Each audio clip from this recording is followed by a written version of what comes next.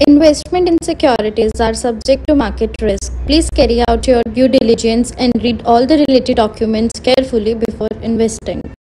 Channel को subscribe करना ना भूलें और हमारे ताज़ा वीडियो सबसे पहले देखने के लिए बेल आइकन को दबाएं।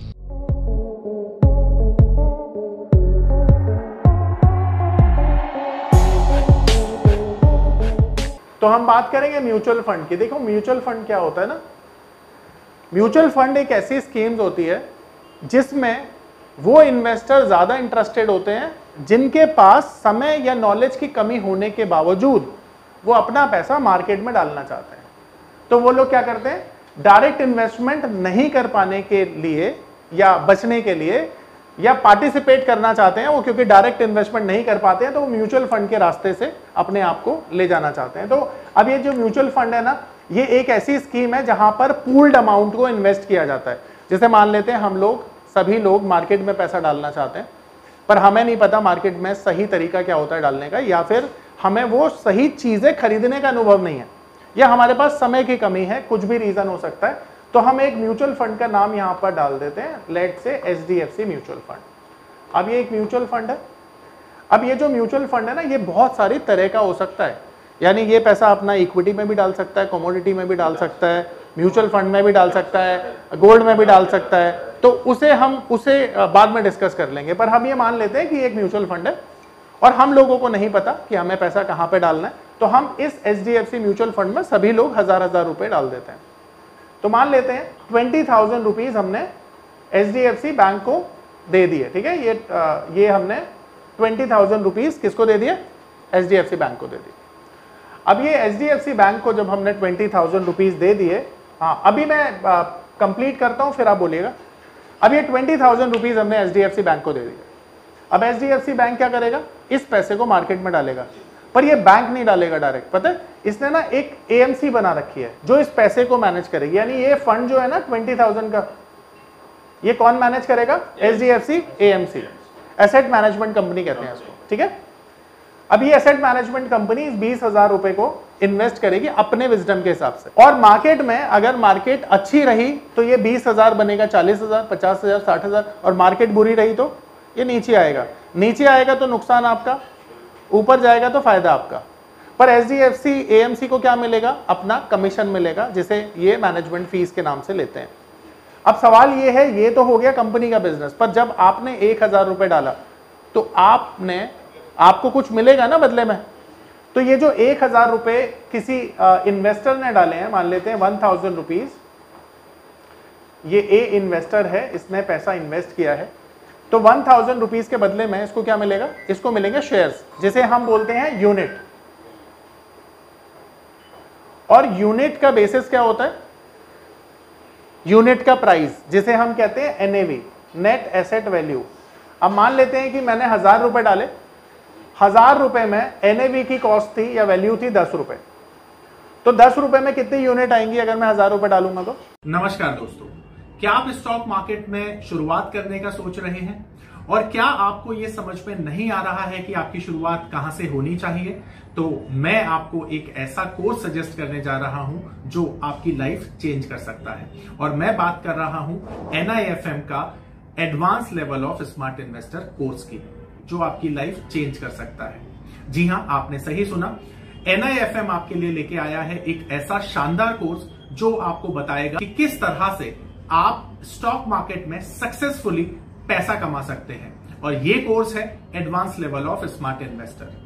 Advance level of smart investor course आपको हर छोटी से छोटी और बड़ी से बड़ी मार्केट की बारीकियों के बारे में जानकारी देता है, और ये सभी जानकारियां आपको इस मार्केट में पैसा कमाने में बहुत ज्यादा मददगार साबित होती हैं। तो इस कोर्स को करने के बाद आप मार्केट में सक्सेसफुल ट्रेडर और सक्सेसफुल इन्वेस्टर बन सकते हैं। तो अब ये 100 यूनिट मुझे क्रेडिट हो जाएंगी मेरे डीमेट अकाउंट में, और जो पर यूनिट की कॉस्ट मेरी आएगी वो आएगी 10 रुपीज। अब इसमें ना 10 रुपीज में इनका जो फीस होती है वो भी इंक्लूड हो जाती है, तो प्रिसाइजली वो 10 नहीं होगी, 10 से थोड़ी ज्यादा होगी, पर हम समझाने के लिए ये एक केस ले रहे हैं, ठीक है। आ रही है मेरी बात समझ में। अब मान लेते हैं कि ये 20,000 रुपए बढ़कर हो गया 40,000 रुपए, ठीक है, ये 40,000 रुपए का फंड हो गया बढ़कर।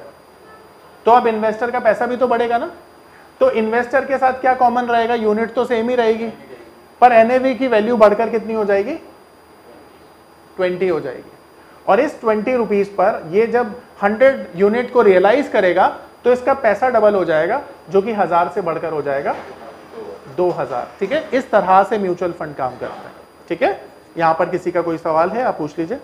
तो आगे हम बात करते हैं बॉन्ड की। अब नॉर्मली बॉन्ड ना डेट इंस्ट्रूमेंट माने जाते हैं। डेट इंस्ट्रूमेंट क्या होता है, जहां पर दो लोग इन्वॉल्व होते हैं, एक इशूअर, और इशूअर कौन है, जो बॉन्ड को इशू कर रहा है, और एक है इन्वेस्टर, यानी कि आप जैसे मेरे जैसे लोग। अब ये जो बॉन्ड होते हैं ना, ये बहुत सारी तरह के हो सकते हैं, गवर्नमेंट बॉन्ड भी हो सकते हैं, कॉर्पोरेट बॉन्ड भी हो सकते हैं। गवर्नमेंट बॉन्ड कौन से होते हैं, जो गवर्नमेंट इशू करती है, और कॉर्पोरेट बॉन्ड कौन से होते हैं, जो कॉर्पोरेट इशू करता है। नॉर्मली बॉन्ड ना सिक्योर्ड माने जाते हैं ज्यादातर। ठीक है, सिक्योर्ड इस तरह से माने जाते हैं कि इनके पीछे एसेट बैक गारंटी होती है नॉर्मली। ठीक है, तो ज्यादातर बॉन्ड जो होते हैं सिक्योर्ड होते हैं, पर अनसिक्योर्ड बॉन्ड भी आते हैं जिनका कूपन रेट थोड़ा सा ज्यादा होता है। अब जैसे सिक्योर्ड बॉन्ड वो बॉन्ड होंगे जिनमें डिफॉल्ट का खतरा नाम मात्र के लिए होगा, और अनसिक्योर्ड वो होंगे जो डिफॉल्ट कर सकते हैं। अब अगर आप ऐसे बॉन्ड में पैसा डाल रहे हो जो कि सिक्योर्ड हैं, तो उन बॉन्ड्स में क्या होगा, रेट ऑफ इंटरेस्ट कम होगा क्योंकि रिस्क नहीं है ना, और जो अनसिक्योर्ड बॉन्ड होंगे उनमें रेट ऑफ इंटरेस्ट ज्यादा होगा। ठीक है, तो ये बॉन्ड आप डेट इंस्ट्रूमेंट के तौर पे ले सकते हैं। देखो नॉर्मली जो बॉन्ड के रेट होते हैं वो 7 to 8% होते हैं गवर्नमेंट बॉन्ड के, और जो प्राइवेट जो कॉर्पोरेट बॉन्ड होते हैं उनके 8% से लेकर 11% तक होता है, ये गवर्नमेंट के होते हैं। अब बात करते हैं क्रिप्टो की। तो क्रिप्टो वर्चुअल करेंसी को बोला जाता है, जैसे आपने देखा बिटकॉइन है, इथेरियम है, रिपल है, इस तरह की जो करेंसीज होती हैं वो क्या मानी जाती है, क्रिप्टो मानी जाती है। और क्रिप्टो इंडिया में क्या लीगल है, नहीं है, नहीं है ना, नहीं है लीगल, पक्का, सही जवाब है ना, लीगल भी नहीं है, इलीगल भी। हाँ, पर 40, बिल्कुल ठीक है सर। तो टैक्स बहुत ज्यादा है, पर हम ये मानते हैं आप काम करना चाहें तो बिल्कुल सरकार बोलती है कर दो, पर टैक्स देना पड़ेगा, बिल्कुल ठीक बात है। तो देखो हमारे करिकुलम का पार्ट ये बिल्कुल नहीं होगा, हम ये कवर नहीं करेंगे क्योंकि बहुत रिस्की एसेट क्लास होती है। ठीक है, इसके बाद प्रोविडेंट फंड की बात कर लेते हैं। ये पावर ऑफ नंबर थ्योरी इतनी बेहतरीन थ्योरी है कि इसे करने के बाद आप एक अलग अनुभव करेंगे और आपको लगेगा कि शायद इसी चीज की आपको तलाश थी। बहुत सालों की ट्रेडिंग के बाद, इन्वेस्टिंग के बाद आपको शायद ऐसे प्रोडक्ट की जरूरत थी जो मार्केट में आपको वो कॉन्फिडेंस दे पाए, जिस कॉन्फिडेंस के साथ आप रोज पैसा कमा पाए और जितना आप चाहें उतना पैसा कमा पाए। तो हमारी ये जो पावर ऑफ नंबर थ्योरी है, ये आपको आपकी सभी इच्छाओं को पूरा करने के लिए है। और आप देखेंगे कि इस थ्योरी को करने के बाद जो आपका कॉन्फिडेंस है, आपकी जो एक्यूरेसी है, आपकी जो क्षमताएं हैं मार्केट से पैसा कमाने की, वो बहुत ज्यादा बढ़ जाएंगी। और आप देखेंगे कि जो आपने आज से पहले अनुभव नहीं किया था अपनी ट्रेडिंग के दौरान या इन्वेस्टमेंट के दौरान, आप इतना बेहतर अनुभव करेंगे इस कोर्स को करने के बाद। हाँ बिल्कुल सर, बिल्कुल ठीक है। तो PF basically provident fund. Provident fund क्या होता है, आप सबको पता है कि जब आप नौकरी करते हैं ना, तो नौकरी में एक सर्टेन अमाउंट आपका काट लिया जाता है और उसको इन्वेस्ट किया जाता है। ठीक है, और इन्वेस्ट करके वापस आपको लौटाया जाता है विद इंटरेस्ट। ऐसा पता है क्यों किया जाता है? क्योंकि एक जो सरकारी या प्राइवेट कर्मचारी है ना, वो अपने पूरे जीवन काल में ना बहुत ज्यादा पैसे जोड़ नहीं पाएगा। और अगर ये मैंडेटरी कर दिया सरकार ने कि इतने प्रतिशत तो कटवाना ही पड़ेगा आपको अपनी सैलरी का, तो जब वो रिटायर होता है ना तो कुछ पैसा जोड़ लेता है वो, जिससे कि उसका जीवन आसान हो जाए।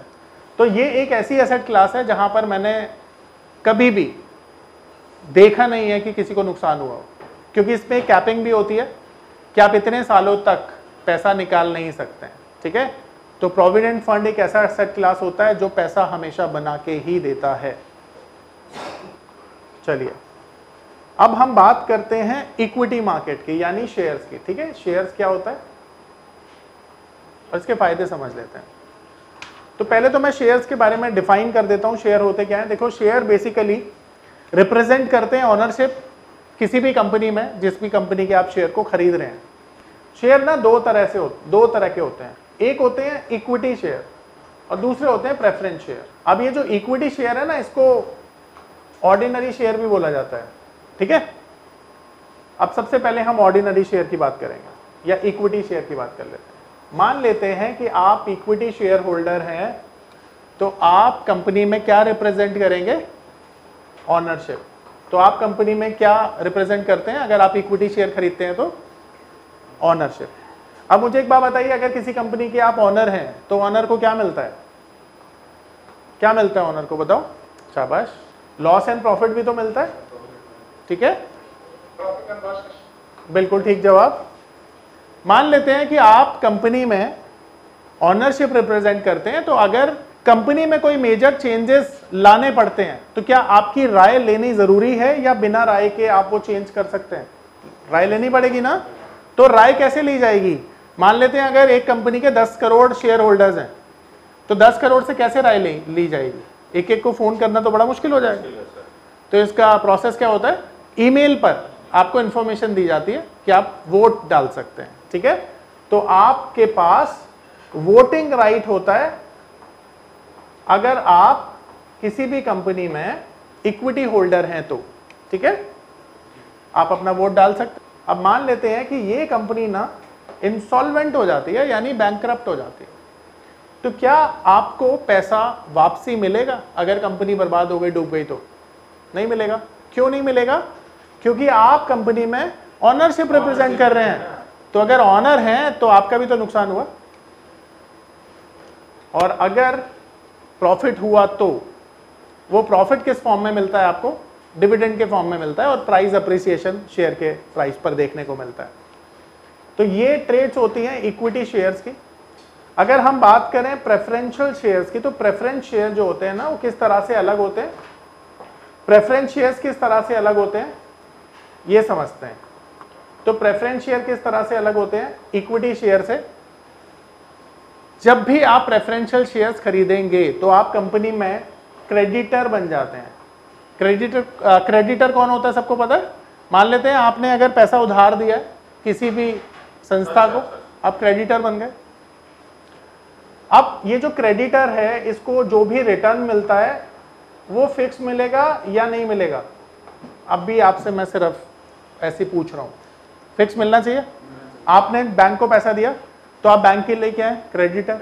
तो आपको बैंक फिक्स रिटर्न देता है। ठीक उसी तरह से जो प्रेफरेंस शेयर होल्डर है ना, इनका रिटर्न जो होता है वो फिक्स्ड होता है। तो एक और चीज बताइए कि अगर कंपनी को कोई मेजर चेंज करना होगा तो इनकी राय लेना क्या जरूरी होगा?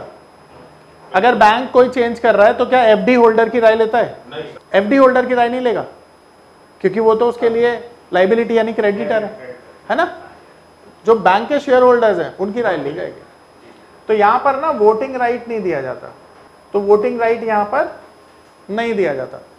पर कंपनी एक्ट 2013 में एक क्लॉज है कि अगर मैनेजमेंट चाहे तो वोटिंग राइट दे सकता है, कंडीशनल है, ठीक है, ठीक है। आप भी अकाउंट्स के स्टूडेंट हैं? अच्छा, मैं प्रॉपर अकाउंट्स भी नहीं हूँ। चलिए अच्छी बात है, पढ़ी मैंने भी नहीं है, पढ़ा रहा हूँ। पर पता है आपको, मैं सीएस को पढ़ाता हूँ, और कौन से वाले सीए को? जो सीएफओ हैं, ठीक है, उनको भी पढ़ा देता हूँ। पैशन था मेरा इसलिए पढ़ा देता हूँ, अदरवाइज मैं ह्यूमैनिटी का स्टूडेंट हूँ, एमबीए की मैंने। मेरे को बड़ी समस्या आई जब थोड़ी वो पढ़ी ना, पर पढ़ने पैशन हो तो मुझे लगता है सब कुछ आता है, कोई दिक्कत नहीं। अब उनसे ज़्यादा आती है मेरे को अकाउंट्स। अब एक और चीज़, अगर मान लेते हैं आपको वोटिंग राइट नहीं मिलती और एक कंपनी हो जाती है इंसॉल्वेंट, तो इंसॉल्वेंट जब कंपनी हो जाएगी तो क्या आपको पैसा कंपनी वापस करेगी या मर जाएगा आपका पैसा? इसमें होना चाहिए सर, होना चाहिए ना। तो इसीलिए यहां पर आपका जो पैसा है एसेट्स को बेच कर दिया जाता है। कंपनी बैंकरप्ट हो गई, एसेट को बेचा जाएगा और प्रेफरेंस शेयर होल्डर्स का पैसा सबसे पहले दिया जाएगा, ठीक है। और अगर कुछ पैसा बचा तो वो फिर किसकी किस्मत में आएगा? फिर शेयर होल्डर्स की किस्मत में आएगा। तो ये प्रेफरेंस शेयर होल्डर्स या प्रेफरेंस शेयर्स की ट्रेड्स होती हैं।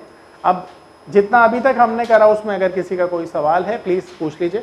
देखो, अगर प्रेफरेंस शेयर्स आपको बाय करना है तो कंपनी के प्रेफरेंशियल शेयर्स पहले तो कंपनी ने इशू भी किए होने चाहिए, तभी आप बाय कर पाओगे। और जो डेट सेगमेंट होता है ना, उससे ये बाय किए जाते हैं। यानी आपको बाय करने के लिए अपने ब्रोकर को कांटेक्ट करना पड़ेगा, नंबर 1।